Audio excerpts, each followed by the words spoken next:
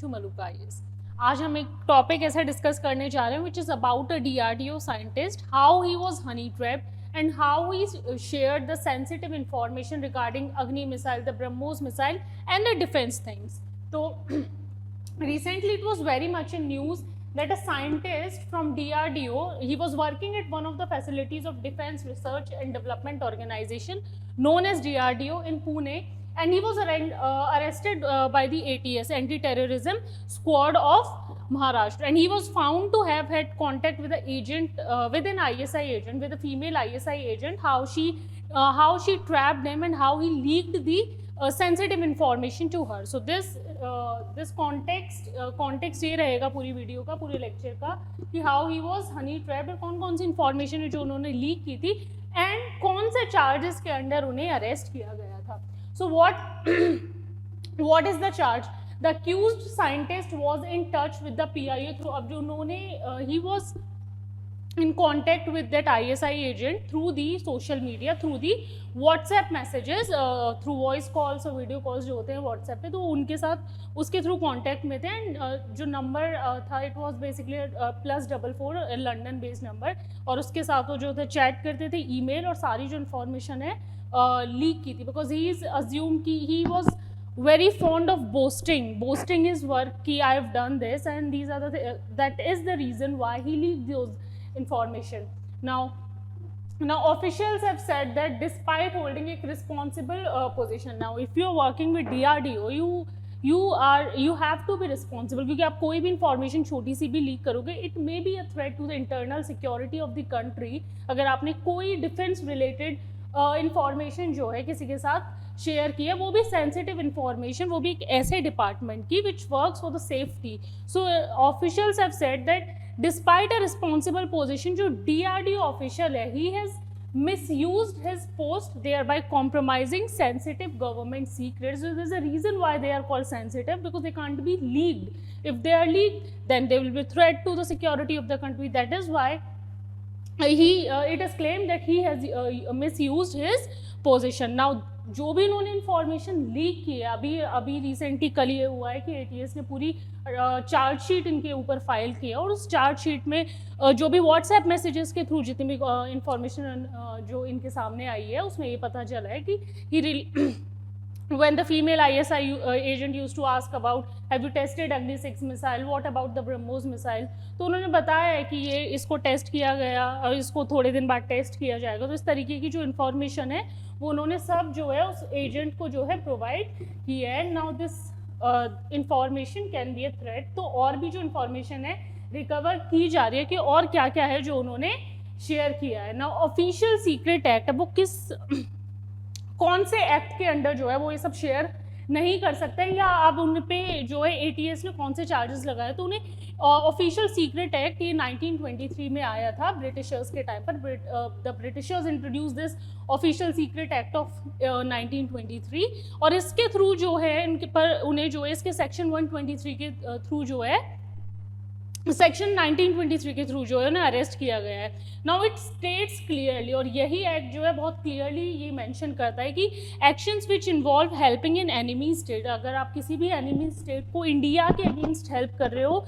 Putting a threat to the security of the country, then you will be arrested under this act. तो इस act के through जो है इन पर charges लगाए गए हैं, और इसी एक्ट के थ्रू बोला गया है that you can't share the sensitive information जो गवर्नमेंट की है एंड स्पेशली जो डिफेंस ऑर्गेनाइजेशन की है. तो इस एक्ट के थ्रू जो है और जो भी बाकी रेलिवेंट सेक्शन है उनके थ्रू जो है उन्हें अरेस्ट किया गया. Now it also state that one can not approach, inspect और even pass over a prohibited government site. ठीक है, अब यही एक्ट ना कई चीज़ें बोलता है कि पहली बात तो आप वो इंफॉर्मेशन, अगर किसी इतनी रिस्पॉन्सिबल पोजीशन पर आप हो तो आपकी रिस्पॉन्सिबिलिटी की इंफॉर्मेशन कहीं ना जाए. दूसरी चीज़ वो बोलता है कि यू कांट अप्रोच, इंस्पेक्ट, या कोई भी अगर प्रोहिबिटेड गवर्नमेंट साइट है जहाँ जाने के लिए मना किया गया है, स्पेशली जो इलेक्ट्रिकल सबस्टेशन होते हैं, ऐसी जगह पर जाने के लिए जहाँ पर प्रोहिबिटेड है, तो आप वो सब भी नहीं कर सकते हो. तो ये सारी चीज़ अगर ये प्रीलिम्स में इस तरीके से कोई भी फैक्ट आता है तो ये ऑफिशियल सीक्रेट एक्ट 1923 में मेंशन की गई हैं. और इस एक्ट की जो पनिशमेंट है वो 3 ईयर्स से लेकर लाइफ इम्प्रिजनमेंट तक की हैं. तो ये पूरा जो जो भी इन्हें पनिशमेंट अब दी जाएगी वो ऑफिशियल सीक्रेट एक्ट के थ्रू दी जाएगी, जो भी इनके ऊपर चार्जेस प्रूव हुए हैं, किस तरीके से इन्होंने जो इंपॉर्टेंट इन्फॉर्मेशन जो है लीक करी है, it has been proved by the ATS, क्योंकि उन्होंने पूरी चार्जशीट में उसको मेंशन किया है. Now, according to the statement made by an ATS official, the scientist, by misusing his position, that means he has misused his position, because of course you can't leak the information of your country, and despite knowing that the official secrets in his possession, if obtained by the enemy country, can be a threat to our own country. तो ये ATS official ने statement दी है उन्हें arrest करने के बाद, और उन्होंने बोला कि ये डिस्पाइट नोइंग कि आप इतनी रिस्पॉन्सिबल पोजीशन पर है, आप ये इंफॉर्मेशन किसी के साथ शेयर नहीं कर सकते. नाउ जो सारी चीज़ है वो हो किसके थ्रू रही है, honey trap. So what basically is a honey trap. ये एक स्ट्रेटजी होती है जब आप किसी को स्पाई, ठीक है, स्पियोनेज जब आप ये करते हो, स्पाई मूवीज़ में भी हम देखते हैं जिस तरीके से होता है, तो इसमें you try to establish a relationship जिससे भी आपको इन्फॉर्मेशन निकालनी है. अब it could be a love relationship और any kind of illicit relationship, तो वो होता है हनी ट्रैप. तो it is a strategy in espionage जब एक agent cultivates a relationship with a civilian, ठीक है, एक सिविलियन के साथ आप जो है वो रिलेशनशिप बनाते हो ताकि आपको जो है इंपॉर्टेंट इन्फॉर्मेशन, ये बेसिकली इसलिए बनाई जाती है, आप एक सिविलियन की तरह ही पोज करते हो, not as a spy of course, you pose as a civilian, you gain their trust and you ask them for the sensitive information. तो इस केस में भी पूरा यही हुआ है कि एक स्ट्रेटजी बनाई गई जहाँ पे the female ISI agent started a relationship with this DRDO scientist, और आप उसके बाद you gain their trust, और उसके बाद जो भी confidential information होती है उसको आप access कर लेते हो. And it refers to use of, you can use a romantic or sexual relationship with the civilian, जिससे भी आपको इन्फॉर्मेशन निकालना चाहते हो to get information out of the target. तो इसको बेसिकली हनी ट्रैप बोला जाता है. And this scientist was honey trap by a female ISI scientist, by a female ISI officer. Now the information can be used, अभी information sensitive है, अब she was ISI, she is an ISI agent, ठीक है, तो अभी अपने advantage के लिए उसे किसी भी तरीके से यूज़ कर सकते हैं, ठीक है. तो ब्लैकमेलिंग के लिए जो है, पॉलिटिकल, जो कोई पॉलिटिकल मूव करने के लिए, तो जो भी कभी भी, इसलिए तो सेंसिटिव इन्फॉर्मेशन बोलते हैं कि उसको किसी भी गलत तरीके से यूज़ किया जा सकता है, या तो ब्लैकमेल करने के लिए यूज़ किया जा सकता है, या फिर अपने जो है पॉलिटिकल रीजंस के लिए यूज़ किया जा सकता है. तो ये दोनों जो है, इसीलिए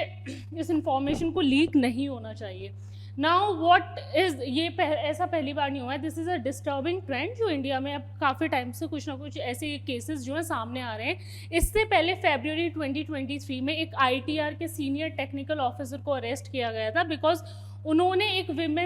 भी एक विमेन ISI ऑपरेटिव के साथ जो है डिफेंस के जो है सीक्रेट शेयर किए थे रिगार्डिंग दी डिफेंस ऑपरेशंस, या फिर जो डिफेंस वेपन्स होते हैं उनकी जो है डिटेल शेयर की थी. सितंबर 21, इससे पहले भी एक और केस हुआ था कि 5 contractual employees of ITR including the divider, they were Honey trapped, और उन्होंने भी इंफॉर्मेशन शेयर की थी. So this is a disturbing trend, because ये बहुत ज़्यादा कॉमन होता जा रहा है. 1-2 केस ऐसे निकल ही आते हैं where the person who's at a very responsible position, they are being honey trapped. इससे पहले फरवरी 2021 में भी एक और ITR employee Ishwar Behera, he was arrested on charge of spying 2015 में, and convicted and awarded life sentence in November 2019 में उनको life sentence दिया गया था. एंड वन मोर सोल्जर विचित्र बेहरा, उनको भी अरेस्ट किया गया था सेम चार्जेस पे राजस्थान से. तो ये काफ़ी सारे ट्रेंड, ऐसे बहुत सारे केसेस हैं जो रिसेंट टाइम में सबसे ज़्यादा सामने आए हैं. ना उसका कंक्लूजन क्या हो सकता है, कोई ऐसा, मतलब इस सब केसेस को देखते हुए क्या दिखता है, तो with the growing incident of honey trap in recent times, innovative, because the वे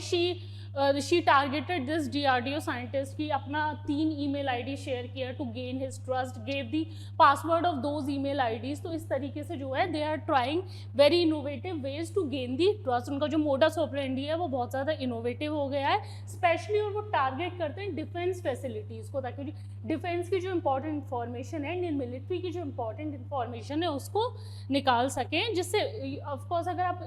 किसी की भी मिलिट्री को टारगेट करोगे तो आप इंटरनल सिक्योरिटी को टारगेट कर रहे हो, इसीलिए, ठीक है।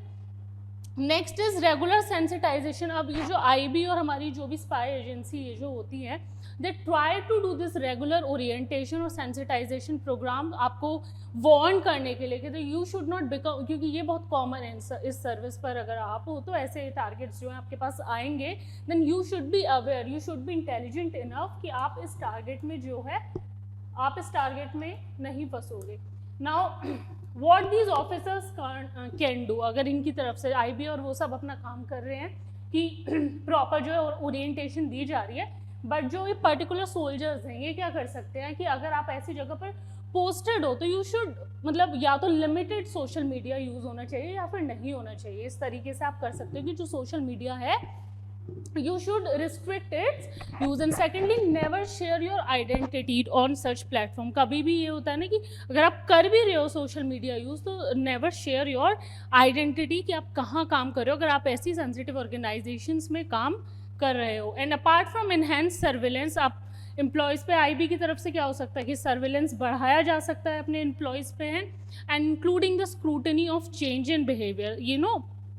कि अगर कोई चोरी करता है तो सडन चेंज इन बिहेवियर, तो इस तरीके से अगर कोई बिहेवियर चेंज मिलता है या अप्रोशिएट ट्रेनिंग दी जा सकती है, थ्रेट्स दिए जा सकते हैं टू प्रिवेंट फ्रॉम एस्पियोनेज। और अभी का जो केस हुआ है उसमें the chargesheet has been filed by the ATS Mumbai. I hope आपको ये कॉन्सेप्ट क्लियर हो गया है, और अगर क्लियर हो गया तो प्लीज़ वीडियो को लाइक कर देना, शेयर कर देना और चैनल को सब्सक्राइब।